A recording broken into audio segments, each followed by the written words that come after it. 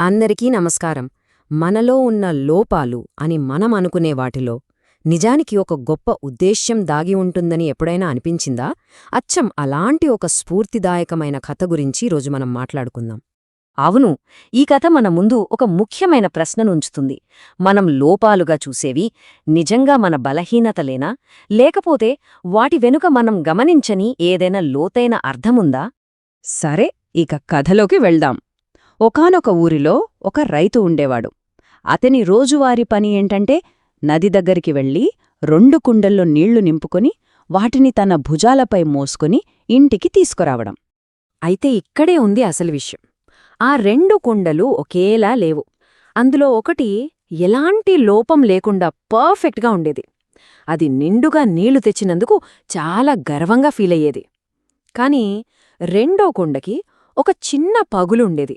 దానివల్ల రైతు ఇంటికి చేరుకునేసరికి అందులో సగం నీళ్లే మిగిలేవి. ఇక పాపం ఆ కొండ రోజూ సిగ్గుతో బాధతో కుమిలిపోయేది. ప్రతిరోజూ ఆ పర్ఫెక్ట్ కుండను చూసి తనని తాను పోల్చుకునేది. అది ఎంత గొప్పగా ఉంది, నేన్చూడి ఇలా అయిపోయాను అని తన వైఫల్యం గురించి తలుచుకుని తెగ్గ బాధపడిపోయేది. ఇక ఆ బాధను భరించలేక ఒకరోజు ఆ పగిలిన కుండ రైతుతో ఇలా అంది, నన్ను క్షమించండి, నావల్లే కదా మీరు రోజూ సగం నీళ్లను కోల్పోతున్నారు అని. కాని రైతు ఇచ్చిన సమాధానం ఆ కుండ అస్సలు ఊహించలేదు. నిజానికి అక్కడినుంచే ఒక గొప్ప పాఠం మొదలైంది. ఆ మాటలు విన్న రైతు ఆ కుండను తిట్టలేదు, కోపడలేదు. దానికి బదులుగా చాలా ప్రశాంతంగా అన్నీ తెలిసినవాడిలా ఒక చిన్న నవ్వు నవ్వాడు. ఆ తర్వాత రైతు ఆ కుండతో, సరే, ఒక్కసారి మనం నడిచే దారిని గమనించు అని అన్నాడు. వాళ్ల ప్రయాణాన్ని ఒక కొత్త దృష్టితో చూడమన్నాడు. రైతు అలా చెప్పగానే ఆ కుండ చుట్టూ చూసింది. అప్పుడు దానికొక అద్భుతం కనిపించింది. తను ఇన్నాళ్ళో అస్సలు గమనించని విషయం, ఆ దారి పొడవునా తన వైపున రంగురంగుల పూలు పూసి ఉన్నాయి. చూడ్డానికి చాలా అందంగా ఉంది ఆ దారి. అప్పుడు రైతు అసలు విషయం చెప్పాడు. నేనే అక్కడ పూల విత్తనాలు నాటాను. ప్రతిరోజూ నువ్వు లోపమనుకుంటున్న నీ పగులునుంచే కదా ఆ మొక్కలకి నీళ్లందయ్యి అని చెప్పాడు. ఆ పగులే వాటికి జీవం పోసిందని వివరించాడు. ఆ రైతు ఇంకా ఇలా అన్నాడు, ఆ పువ్వుల వల్లే నా ఇల్లు చాలా అందంగా ఉంటుంది, వాటిని చూసిన వాళ్లకి కూడా ఆనందంగా ఉంటుంది అని. అంటే చూడండి, ఆ చిన్న పూగలు ఎంత ఆనందాన్ని పంచుతోందో. చివరగా రైతు చెప్పిన మాట చాలా ముఖ్యమైనది. ఒకవేళ నువ్వు లేకపోతే ఈ అందం ఇక్కడ ఉండేదే కాదు అని.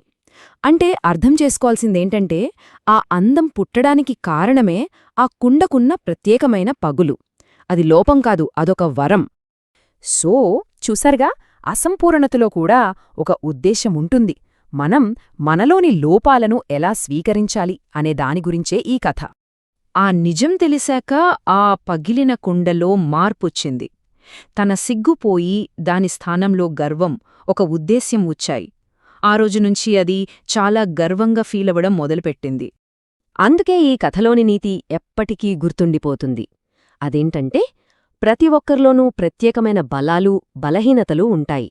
మనం లోపాలు అనుకునే వాటిని మనం సరిగ్గా అర్థం చేసుకుని స్వీకరిస్తే అవి కూడా అద్భుతమైన అందాన్ని, విలువను సృష్టించగలవు.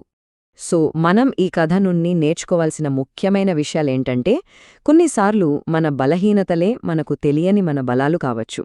అసంపూర్ణత నుంచే ఒక ప్రత్యేకమైన అందం పుడుతుంది. మనం లోపాలుగా చూసే వాటిలోనే అసలైన ఉద్దేశం దొరకచ్చు. అందుకే మనలోని పగుళ్లతో సహా మనల్ని మనం పూర్తిగా అంగీకరించాలి. ఈ కథ విన్నాక మనందరికీ ఒక ప్రశ్న ఎదురవుతుంది. మనలో మనం పగులు లేదా లోపం అని అనుకుంటున్న విషయం ఈ ప్రపంచంలో ఎలాంటి అందాన్ని సృష్టిస్తోంది? ఒక్కసారి ఆలోచించండి.